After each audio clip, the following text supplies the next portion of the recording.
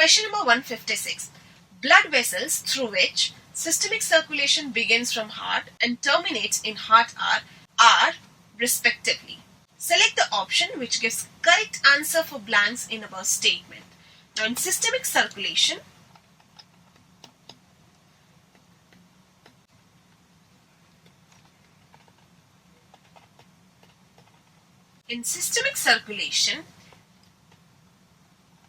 which starts from left ventricle and ends at right atrium. From left ventricle, aorta arises,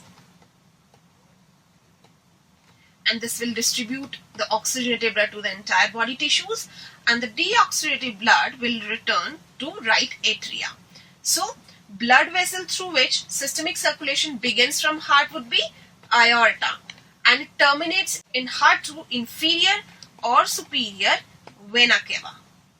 So, A would be aorta and B would be superior or inferior vena cava. Now let's discuss the options. The very first option is A is aorta and B is vena cava, and this is a correct answer to our question.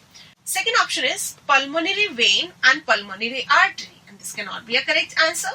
Our third option is aorta. A is aorta, but B is pulmonary artery. This is an incorrect option.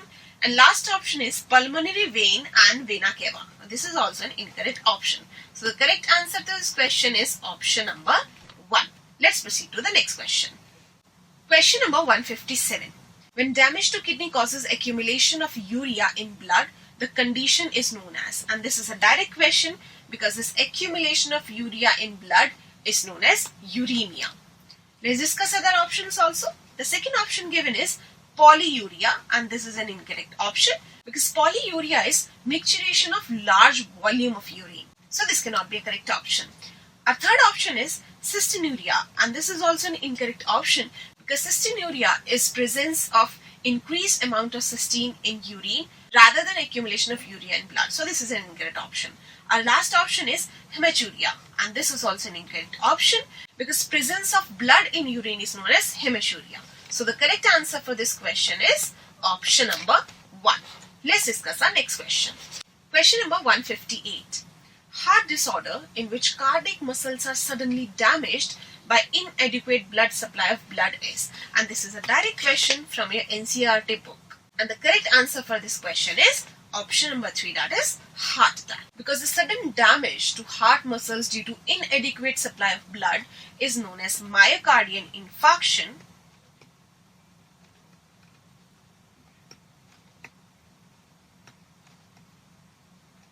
or heart attack. Let's discuss other options also. The very first option given is heart failure, and this is an incorrect option because heart failure is a state in which not enough blood is being pumped out by the heart to meet the needs of the body. The next option given is cardiac arrest, and this is also an incorrect option because cardiac arrest means complete stoppage of heartbeat. So this cannot be a correct answer. Our last option given is atherosclerosis, and this is also an incorrect option because atherosclerosis, also known as coronary artery disease, is a state which is caused due to the deposition of fat, calcium, cholesterol, etc. or fibrosis of tissues in the arteries which are supplying to the heart musculature. So this cannot be a correct answer. So the correct answer for this question is option number 3. Heart attack or myocardial infarction is a disorder in which cardiac muscles are suddenly damaged by inadequate supply of blood. Now let's move on to the next question. Question number 159. Which of the following statement is incorrect? And the very first statement is, the amount of blood pumped each minute by heart often can be increased by more than 100% due to parasympathetic stimulation. And this is an incorrect statement because it is not because of parasympathetic stimulation, but because of sympathetic stimulation, the amount of blood pumped each minute by heart could be increased by more than 100%. So this is an incorrect statement because it is sympathetic stimulation rather than parasympathetic stimulation.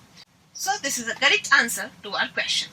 Our next option is, lumen of arteries is narrower as compared to veins due to presence of thicker smooth muscle layer. And this is a correct statement and cannot be a correct answer to our question, because lumen of arteries is narrower as compared to that of veins. The next statement is cardiovascular center is located in medulla oblongata of brain, and this is a correct statement but is an incorrect answer to our question, because it is true that cardiovascular center is present in medulla oblongata of brain. The next statement is waves indicating repolarization of atria are not represented in a standard ECG, and this is a correct statement but incorrect answer to our question, because waves indicating atrial depolarization is represented by P waves, and there is no such wave which will represent the repolarization of atria in a typical ECG. So the correct answer for this question is option number 1. Let's proceed to the next question. Question number 160. Which of the following animals are not uricotelic? Now, uricotelic organisms are birds, reptiles, land snails, or terrestrial insects. Not aquatic insects, but terrestrial insects.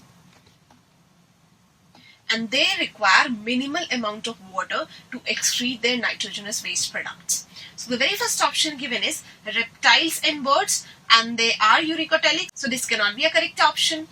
Birds and land snails, they are uricotelic, so this cannot be a correct option. Land snails and terrestrial insects, they are uricotelic, so this cannot be a correct option. Aquatic insects and marine fishes, and these aquatic insects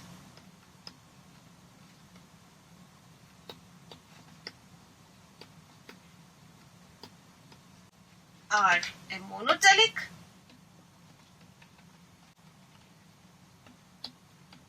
whereas most of the marine fishes,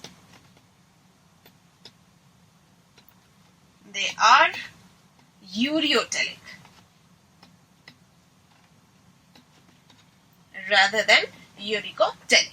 So the correct answer for this question is option number 4. Let's proceed to the next question.